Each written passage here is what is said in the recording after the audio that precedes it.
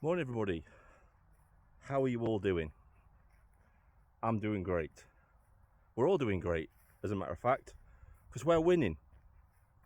This massive wave of patriotism that's spreading across our country from all the home nations, the Welsh, the Scottish, the Irish, the Northern Irish. It's fantastic. And I just want to put this out there. We may have been enemies in the past, the home nations, but that is long past us now. We've lived in peace and shared these isles for a very, very long time now. I regard the Scottish, the Irish, the Welsh, Northern Irish as cousins, not enemies. That's how I see them. And we've come together. We are coming together in one voice to say that these are our isles. We've bled over them. We've fought for them. And we're not going to allow some foreign entity to come to our country and take over without a fight. It's not going to happen. It was never going to happen. It's not in our nature. As a group of isles, as a group of countries, it's not in our nature to do that. I want to talk about the absolute contradictory in terms that is the far left. You've got to look at them. They're an absolute contradiction because they think that British, English, Irish, Scottish, Welsh nationalism is evil and racist, and it's not.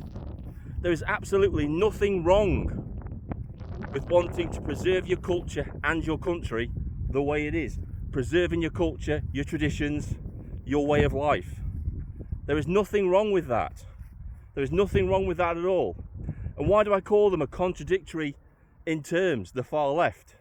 Because it's only here where they think that nationalism is evil. If they went to Pakistan and the Pakistanis were wanting to preserve their culture, they were waving their flag with pride, with nationalism, the far left would support them in doing that. They were saying that's their right as a people. They can do that. There's nothing wrong with that. In fact, if you look at any other country around the world, they would have zero issues with people being nationalistic and proud of their traditions and proud of their culture. It's only here where they have an issue with it. And why is that? That's because of their ideology, their Marxist ideology. Because their Marxist ideology has to tear nationalism apart. It has to tear patriotism apart. Because Marxism can't exist in an environment that has community and a people that have cultural identity. If you have cultural identity, you have communities, you are strong as a people because you know who you are. You have pride in what you are. You can walk with your head held up high. And I keep saying this. This is why they spent decades destroying the nuclear family. Why they've been trying to tear communities apart. Why they demonize our national flags. Why they look down their noses at any sort of patriotism and they call it racist and nasty. It's because they need those things to go away before they can implement their Marxism, before their ideology can be supplemented and replace what went before it. That's why they do it. And I find it ironic that these people, because I've been called it, I'm sure many of you have been called it in my audience, they call you flag shaggers.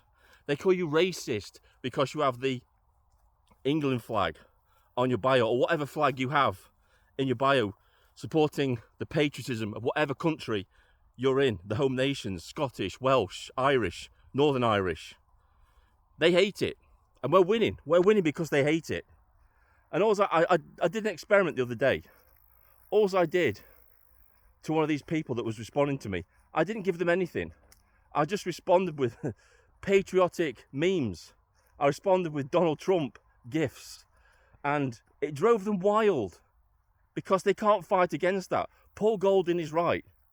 You take away all the buzzwords from organisations like Stand Up to Racism and Hope Not Hate. You take away all those buzzwords of Nazi scum, racist, homophobic, Islamophobic. You take away all those buzzwords, and what you're left with is absolutely nothing. You're left with a group of people that are just completely vapid and devoid of any logical arguments. That's what you're left with. All they have is their buzzwords. And once those buzzwords no longer mean anything, because they don't.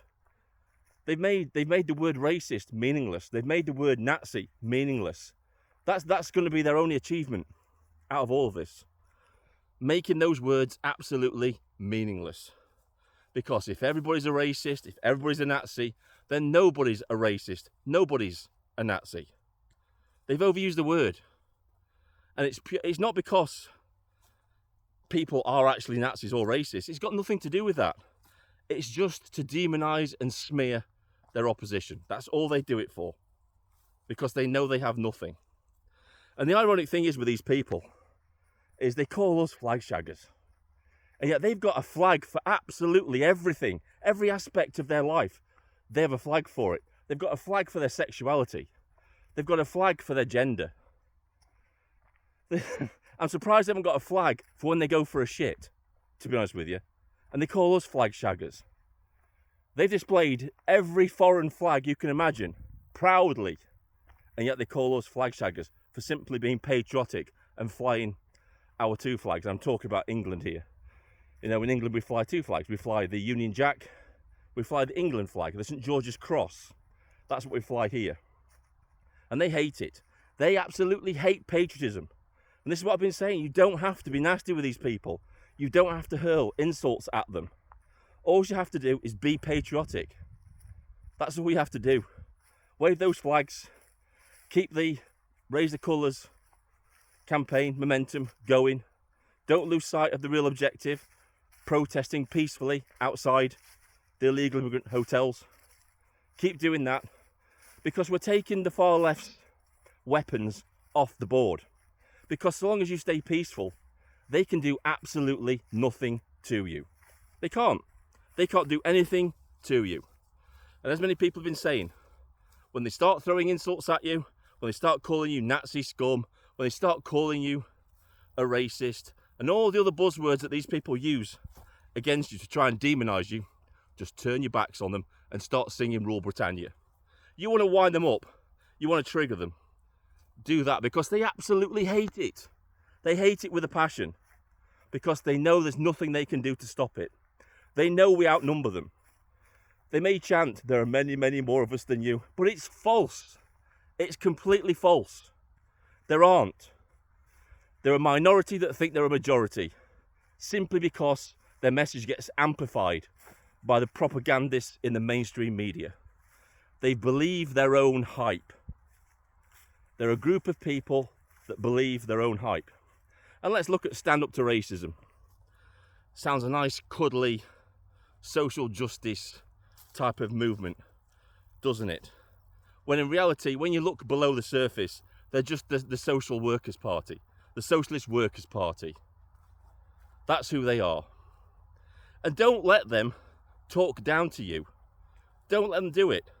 These people are on MI5's terror watch list because of affiliations they have with certain extremist groups. So don't let them try to dictate to you that you're somehow a bad person when they're members of a group that is actively being watched by MI5 because of the affiliations they have with other extremist groups. Don't let them talk down to you. They have no moral high ground. Any moral high ground they think they have is purely an illusion. They are everything they accuse you of. They are racist, they are bigots, and they are intolerant. Don't let them talk down to you. Don't let them talk down to you at all. They're on the wrong side of history. All us patriots, we're on the right side of history. We're fighting for freedom. We're fighting for free expression. Not just for ourselves, for everybody, including the people we disagree with. Can you say the same of Stand Up to Racism? Would they fight for our free speech? Would they fight for our freedom of expression? No, of course they wouldn't, because they only believe that they have the right to speak. They believe they're the only ones that have a right to a voice. That's why they label you racist, Nazi, and every other buzzword under the sun, because they want to shut you down and silence you. We're not like that. We want to debate our political enemies because we're not afraid of that, because we do have all the arguments. We do have all the arguments. They have nothing. All they can do is, when they get in a conversation with you, is I don't want to speak to you and call you a racist. And it's ironic, every time I see citizen journalists going around interviewing people, they go and interview the patriots, no problems. They go in there, everybody's giving them an interview. The minute the citizen journalists try to go and get the other side of the story from the lefties, the stand up to racisms, they're met with violence. They're met with intolerance. These people just become violent. Like I said, they're everything that they call everybody else. And I find it ironic that these people go to public protests, where they're out in public protesting, and yet they don't like being filmed. Why is that? Why would you go to a protest knowing full well that you're probably going to be videoed? Now, nothing says more than I don't believe in what I'm actually doing than please don't film me. It's like they're ashamed to be a part of what they're a part of. And I believe what a lot of people are saying, that most of these so-called activists are paid to be there. That's why they don't want to be filmed, because they don't really believe in the cause that they've chosen. It's purely down to monetary gain. That's it. Well, that's it. I've ranted enough. This is Vindicator. Sign off.